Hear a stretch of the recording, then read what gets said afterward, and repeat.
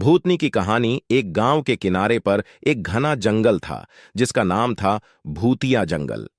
जंगल के अंदर का रास्ता इतना भयानक था कि सूरज की रोशनी भी वहां तक नहीं पहुंच पाती थी।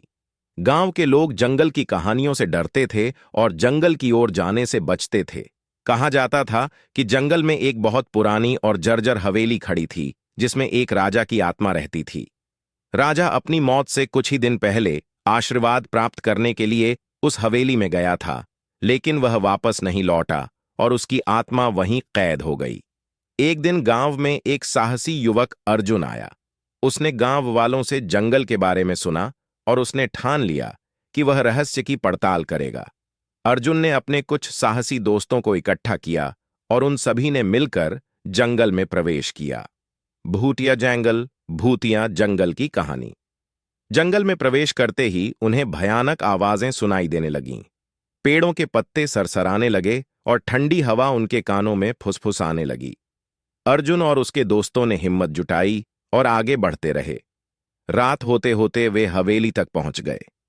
हवेली से एक अजीब सी रोशनी निकल रही थी। उस रोशनी को देखकर वे सभी समझ गए कि यहां कुछ अलौकिक है।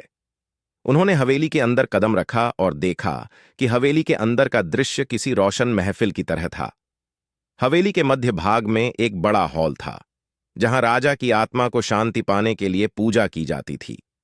अर्जुन ने देखा कि हॉल के बीच में एक पवित्र अग्नि जल रही थी और उसके चारों ओर अदृश्य ताकतें थीं। ये भी पढ़े। भूतिया होटल की कहानी। अर्जुन ने समझ लिया कि अगर उसे राजा की आत्मा को शांति दिलानी है तो उन्हें पूजा में खुद को शामिल करना होगा। उसने और उसके दोस्तों ने जंगल के प्राकृतिक संसाधनों का उपयोग करके पूरी निष्ठा के साथ पूजा की।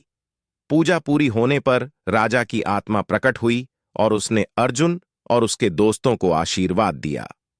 राजा